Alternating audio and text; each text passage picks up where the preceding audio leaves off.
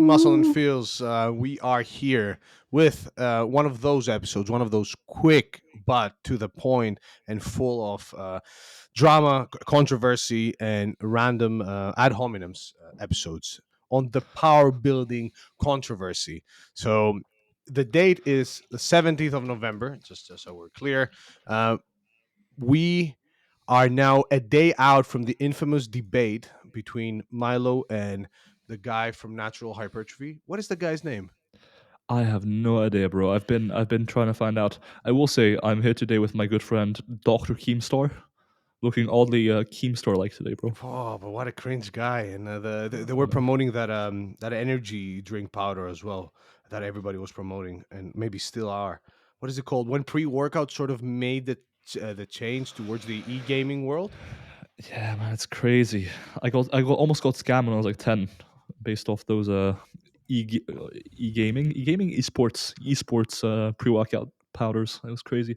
Anyways, natural hypertrophy. I think his name might be like Alexander or something. I have no idea. Looks I'm not convinced he actually exists. he is a bot, but let's take it back now. So he made, for some reason, we are now debating power building, which in my opinion at least is one of the least debatable topics ever. TLDR, you can get maximum hypertrophy by hitting your volume landmarks, and then do a bit of heavy work on top, and voila, as you know, because she's friends as well, you now have a power building program that gets you super jacked and super strong.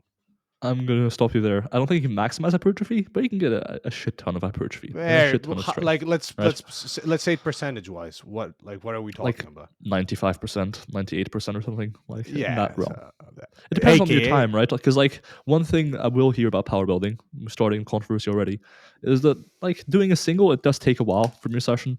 It sure, doesn't fatigue you a ton, but like it might no. add 20 minutes to your session as opposed to just doing another movement that is easier to warm up for. And so, like, if you're someone who has 2 hours to train across the week, yeah, maybe power building, aim it to maximize hypertrophy, right? Yeah, yeah. Anyways, natural hypertrophy, the first thing that set this off was he made a video entitled Power Building is an Abomination, right? Which is a strong claim, a pretty indefensible claim. And then a lot of claims in the video are difficult to defend as well. And therefore, full disclosure, I was sent this video by someone and I watched a part of it. Mhm. And it got me thinking, it got the wheels and the gears grinding a little bit. And I was like, you know what? Let's make a meme about this. Not necessarily about natural hypertrophy, but let's just make a meme about the general take that power building is this like awful approach that will leave you small and weak, right? And so I basically made a meme having just watched that video, and I put out this meme. I wanted to say before you get into your meme that the same channel has critiqued power building in the past by critiquing Omar Isuf and posing forth the argument that power building will lead to a spider physique and making it seem as if power building is actually not going to make you look jacked, right? Yeah, Because, yeah. okay, we said 98, 95% hypertrophy, but for the average person, that, in my opinion, is not a detectable sort of difference. I Oh, don't it think for it is. sure is not right. Um, Anyways, so I made this meme having just watched that video, right? And it was more so about an archetype of person and more so about a perspective on power building than it was really about natural hypertrophy, right? So I did generally refer to some of the claims I see and hear made about power building, but it wasn't really directed at natural hypertrophy at all, right? Anyways, I post this meme, I make it a collab post with the good subpar lifting memes, and we post it. It does quite well, or it garners a lot of attention, right? I got like 10,000 likes or whatever. And it turns out, apparently, it even reached the ears of the good natural hypertrophy, whatever his name is. And he saw it and made a 50-minute 5-0. My, my good brother is putting up his United Kingdom flag. That was Perhaps, a complete coincidence. I'm not sure if how is that's related to anything. I'm not sure if there's any other glasses wearing YouTube fitness influencers that perhaps put up flags of their own country in the background. Not sure. Anyhow, so Maybe. he made a video lasting 50 minutes, 5-0, responding to the meme that I made, which wasn't really directed at him in the first place, and responding to some of the 1 or 2 line comments left by various influencers in the industry, which if you ask me, might have been a bit over the top. I think And we you were covered pretty much called the a whole drama fence in 5 sitter minutes now. I because was called a fence sitter, yeah. what did you say? The meme essentially, what was the gist of the meme? That, hey, don't worry too much about these details. You're still going to get super jacked. You're still going to get pretty strong. Who cares now if you're getting that extra 2%? If you're a competitive physique athlete, sure, fine. But if you're a competitive physique athlete, you have no place doing anything but your fucking sport. Pretty much. It was kind of pitting the common perception of power building not being optimal and typically using a lot of buzzwords that aren't really evidence based to justify this stance. And then, just kind of contrasting it with the idea that if you're not competing and you don't care about maximizing size or strength, Hmm. you can take a power building approach and get a really solid blend. Like as I'm saying, like maybe 95, depending on how you take it, right? You can take a power building approach that's technically just the power lifts, pure powerlifting training, and add like 2 sets of back work. And some people would consider that power building because you're not just training for the powerlifting 3 movements. You're doing some back training as well. So it really depends on the perspective you take and the approach you take, but you can get a solid like 90% of both at the same time, right? And basically, if you're not competing and if you don't want to maximize either capacity, you don't need to worry about maximizing. You can take a powerlifting approach if that's how you enjoy training. Because a lot of people don't enjoy just doing pump work, quote unquote. And pump work, I mean quite loosely, because pump work can literally be hard sets of hypertrophy training close to failure, right? But you don't need to train that way if you don't enjoy it. And you can absolutely train with heavier sets at the start of your session on some compound lifts, and then the rest of your session hypertrophy work. That's totally fine. And so the difference between power building and pure hypertrophy training or pure powerlifting training is somewhat overblown in terms of the outcome. The training style can look relatively different, but the outcome can be relatively similar. And so that meme was kind of just pointing at that. It wasn't made to caricature natural hypertrophy. It wasn't made for anything like that. It was just responding to the general takes, right? He made a 15-minute video addressing that. It, compared to my meme, uh, oh, real quick, I was going to mention on the meme, there was a screenshot of his power building as an Abomination video thumbnail, just because it seemed salient that people do, in fact, adopt this stance. But as far as the response video, it was, I think, a little bit less charitable than the meme initially was, where the meme didn't really talk about natural hypertrophy. I didn't tag him or anything. It was more as a general thing. Yeah, it was like, And the hey, this is video, being discussed in the industry right now. It's a bit of a hot topic, and the thumbnail could have also been a clickbait thumbnail about something else, right? for sure. And I'm pretty sure I didn't even, like, in the screenshot of the thumbnail, his channel name wasn't even on there, right? So the video in response was essentially 50 minutes, 50 total of ad hominems or like, this is why you have a spider mode physique, and like, oh, what are you afraid of? That I'm going to come to your house and deadlift you and shit like that. Um, so yeah, like I don't think it contained very much He info. didn't say that to you, right? I think he did, which is ironic considering I can deadlift a lot more than him. Yeah, and you also speak French, and you're bigger and a competitive bodybuilder, Indeed. and smarter, and more handsome, better Thank you, watches, thank you. nicer house. That's factual. Take all those. Um, so yeah, it just seemed a little bit overblown. But equally, at the end of the video, I didn't watch the whole video, by the way. He did challenge Jeff Nippard, myself, and someone else I can't remember to a debate. And so I was like, hey, sure, I will debate you. And Rookie he mistake. accepted. And therefore, as of tomorrow, November 18th, 2023, for all future historians, that's when we're going to debate. So make sure to write down that date in those history books. Yeah, what quote unquote annoyed me about the video was the fence sitting comments and the idea that, oh, as a science based communicator, just saying, hey, do what you love is not the way to go. But he missed the point essentially, because the stance here is not, hey, do what you love, just because you said try to enjoy your training. But if we look at the actual data on volume and hypertrophy, strength, and so on and so forth, a power building approach based on the scientific evidence is not, yeah, you do you, bro. It may suck, but if you like it, do it. You're still looking at amazing gains. Maybe not 100%, but again, 90 to 98%. Like, take our training, for example. We decided that we want to get stronger on the overhead press. We start a lot of our sessions with a few heavy sets of overhead press, and the rest, as far as delt, tricep, and chest work go is all hypertrophy optimized. For sure. And the interesting thing there is we start our sessions with overhead press. We do maybe one single, right? But then most of our sets are like at least 3 or 5 reps. And that for hypertrophy, let's argue that the overhead press, the standing overhead press, is a little bit suboptimal on account of being standing rather than seated, Yeah, on yeah. account of potentially not being lengthened partial, right? On Hmm. account of a few other factors. In all likelihood, based on these small differences, right? Like maybe the standing overhead press is a little bit less stable than the seated overhead press. Maybe it's a little bit more fatiguing. We're not Hmm. talking about like squatting on a Bosu ball versus squatting with a machine here. We're talking about small differences in stability between seated and standing. So if we acknowledge that the effect of stability altogether in this extreme scenarios is a relatively small effect, the difference between being standing and seated is going to be relatively small. And we're talking about an appropriate rep range with an eccentric contraction, with a lengthened position, etc. And we're talking about like 3 sets across the whole session, a session that takes like 20 sets, right? How much proportionately could you really argue that is costing you in terms of hypertrophy? The answer is not very much. Yep, exactly.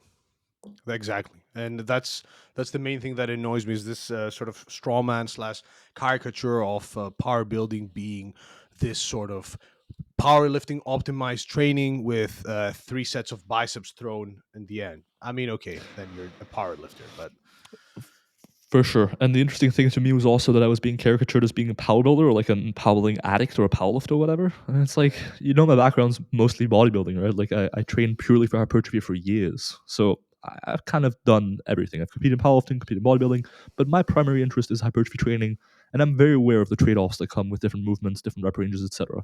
It just turns out that depending on your approach to power building, if all you do is a relatively heavy single, a couple heavy sets at the start of your session, and the rest of your session is hypertrophy optimized, the trade-offs for hypertrophy just aren't that meaningful.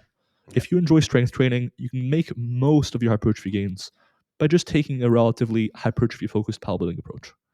And placebo. Okay, obviously now this is just me saying things. If you really enjoy the strength training component of your training, and starting your session like that gets you in, let's say, a solid mood for the rest of your training, whatever, you could argue that people may stick to their training longer or For whatever. sure, and effort and everything else. But equally, like one thing I got a lot of flack from natural hypertrophy and some other people is that I kept focusing on the notion of enjoyment and like enjoyment being a factor in deciding.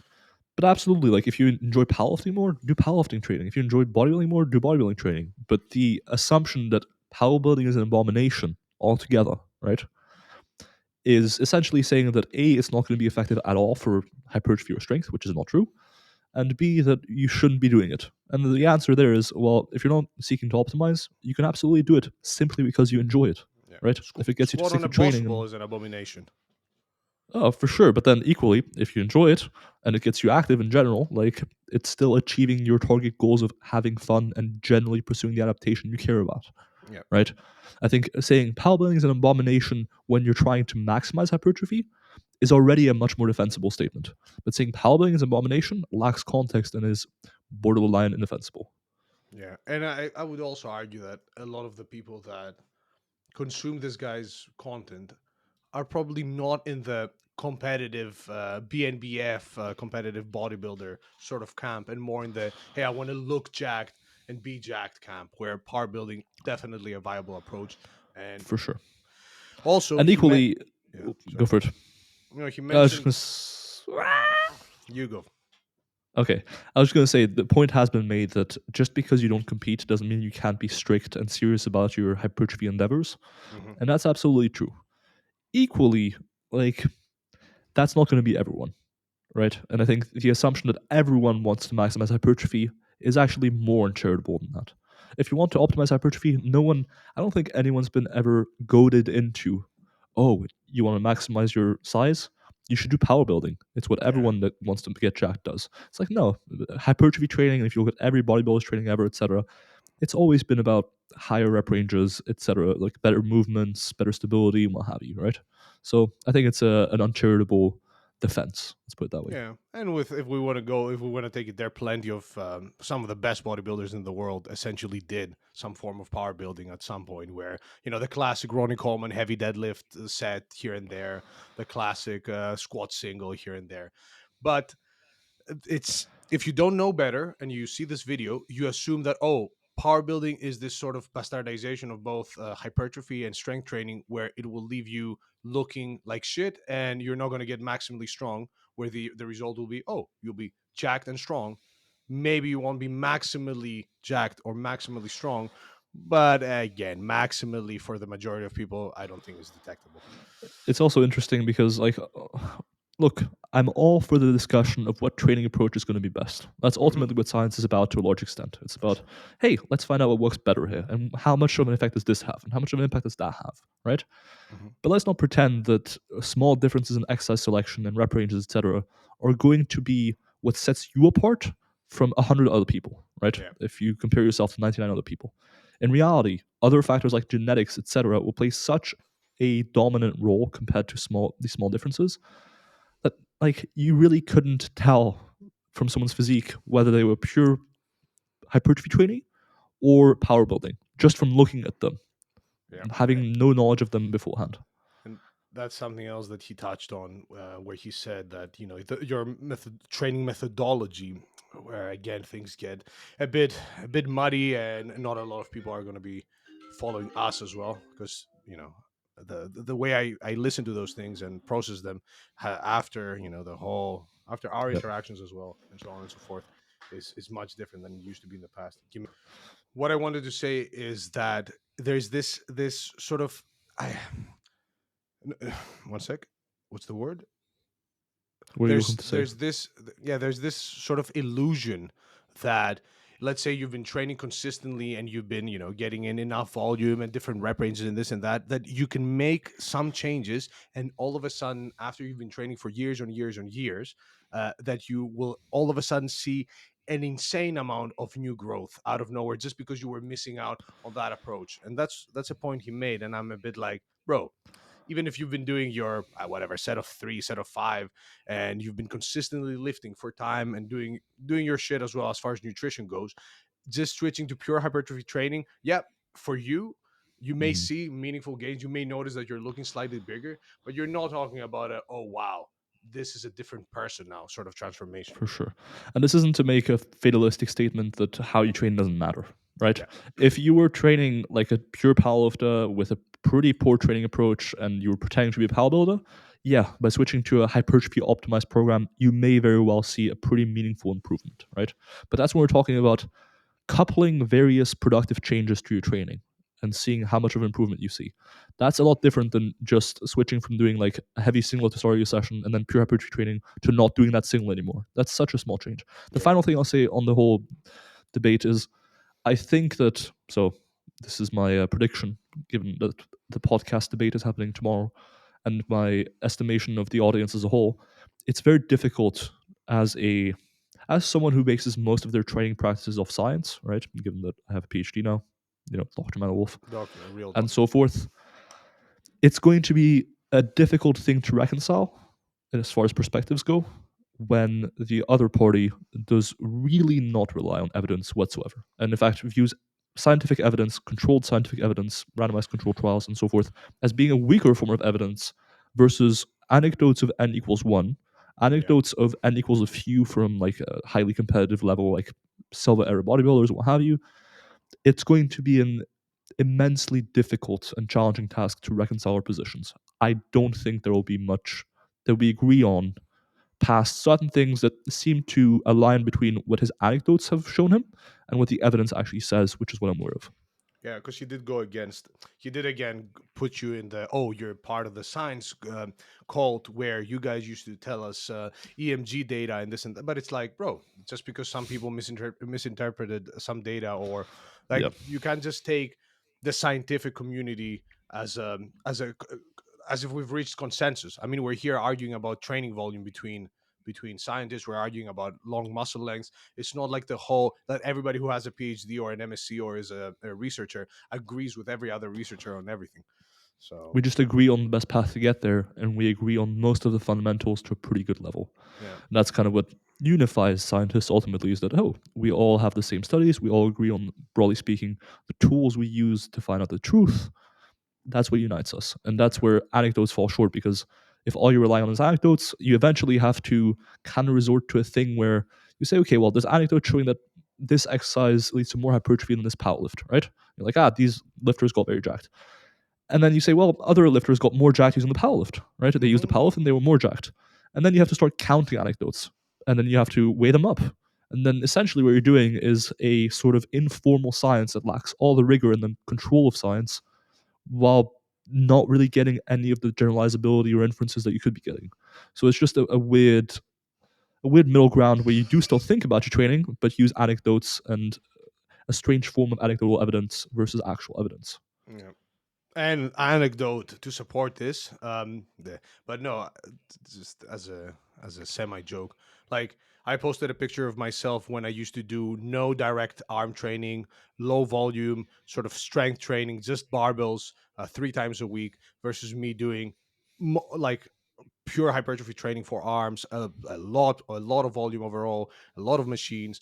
And I can see a difference in how my arms look, but there were people that were like, it looks the same. Many people said there was a difference, but my point is, there comes a stage in your muscle building abilities where, even if you've been training something which in my case was legit suboptimal on paper as far as hypertrophy goes from every sort of scientific perspective, sure, I made more gains, and that was after 3 years of bulking, of this, of that, of the other.